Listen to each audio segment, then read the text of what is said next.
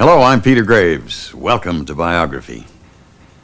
One of the most popular and controversial attractions at the 1964 New York World's Fair was the Vatican Pavilion. There, behind a bulletproof shield, was one of the world's great masterpieces, the 400-year-old Pietà by Michelangelo. It seemed an awfully commercial venue for an artist, stereotyped as a lonely, tormented genius living from hand to mouth. But the truth is, Michelangelo was the most famous and successful artist of his time. So successful that he usually had a staff of over a dozen people working for him.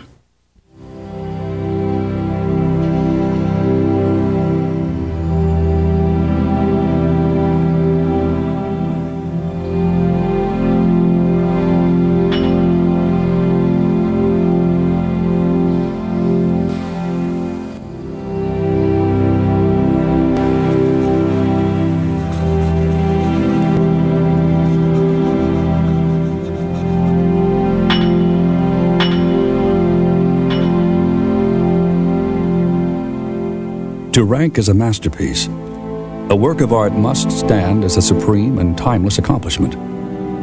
Creating one work this extraordinary could be the crowning glory of any artist's life. And among those few who have achieved the remarkable distinction of producing a masterpiece in more than one branch of the arts, Michelangelo Buonarroti stands almost totally alone. His vast number of creations include the vivid biblical scenes that grace the ceiling of the Sistine Chapel, the heroic marble sculpture of David, and the central plan for the monumental St. Peter's Cathedral in Rome.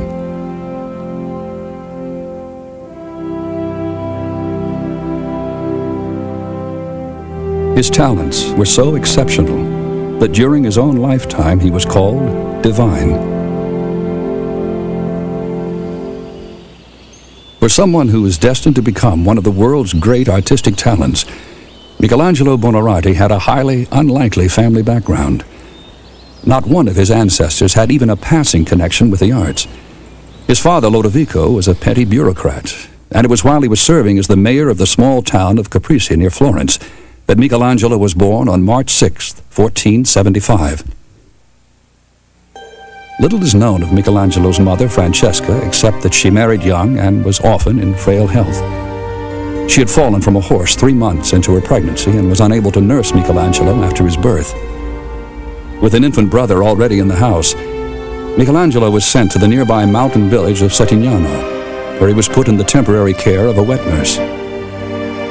Set among the rocky crags that provided the marble for Florence's great buildings, Settignano was a place of forests, sky, and stone.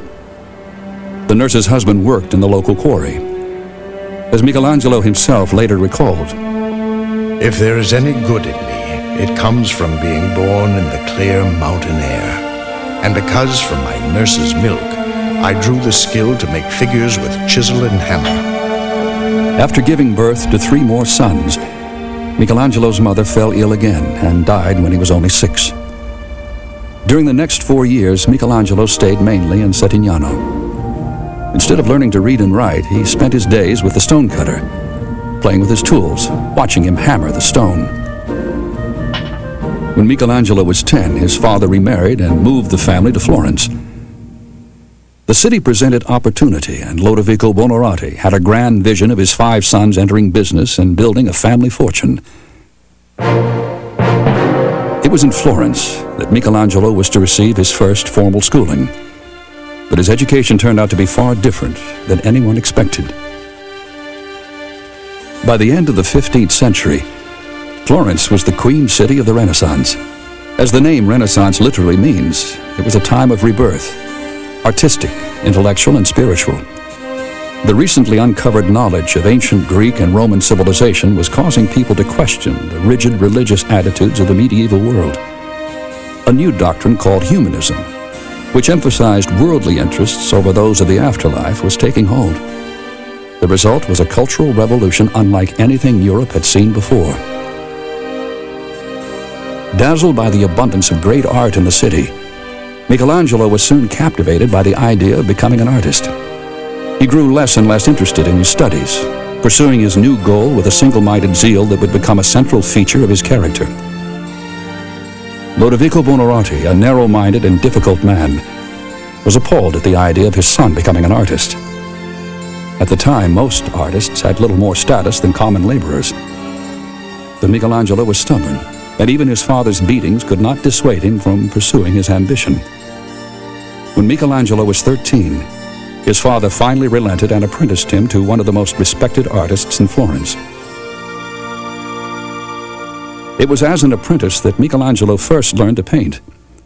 He received a thorough grounding in a technique called fresco, painting murals on fresh plaster, which was to serve him well in later life. Yet it was soon apparent that the young artist preferred the pen to the brush. He loved nothing more than to roam the streets of Florence, observing and sketching the many exquisite churches, sculptures, and paintings that adorn the city. He carefully studied the frescoes of Giotto and Masaccio, two of the founders of Florentine Renaissance art. Michelangelo's drawings of these works are much more than slavish copies. They have a distinctive, almost three-dimensional quality that was revealing of a budding sculptor.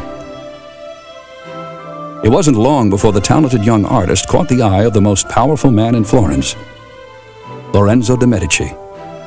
Called Lorenzo the Magnificent by his contemporaries, he was a lavish patron of learning and the arts, and surrounded himself with the greatest thinkers and artists of the age. He allowed promising young talents to study in his palace and sculpture garden, which contained the Medici's impressive collection of ancient statues. In this garden, Michelangelo, at around age 14, made his first serious attempt at sculpture. Borrowing a fragment of marble and a chisel from some masons who were working nearby, he set to work. Carving what appears to be a living creature out of flesh and blood from a cold block of stone requires not only artistic skill, but sheer physical strength and endurance. The wiry young Michelangelo was equal to the task, however, and using one of Lorenzo's ancient statues as a model, within a matter of days he managed to fashion the head of a mythological faun. Lorenzo, who was strolling through the garden at the time, marveled at the young artist's skill. He also joked that the faun's mouth seemed too perfect for a creature so old. Inspired rather than discouraged, Michelangelo remodeled his creation, and several days later presented the altered faun, complete with rotted teeth and gums, to Lorenzo. Il Magnifico was so impressed by the ambitious young sculptor that he invited him to come live at his palace. When Michelangelo moved into Palazzo Medici, he got to have lunch every day with Lorenzo and all the worthy people. This meant he met poets, philosophers, businessmen, and people who proved to be good contacts in the future. In this august company, Michelangelo was first immersed in the secular humanism that would so strongly influence him. As Michelangelo was becoming more cultured, he was also showing evidence that he had not given up his childish arrogance. One day, Michelangelo and another young artist, Pietro Torrigiano, were studying Masaccio's frescoes in Florence's Church of the Carmine, as Torrigiano himself later remembered. Buonarroti had the habit of making fun of anyone else who was drawing there, and one day he provoked me so much that I lost my temper.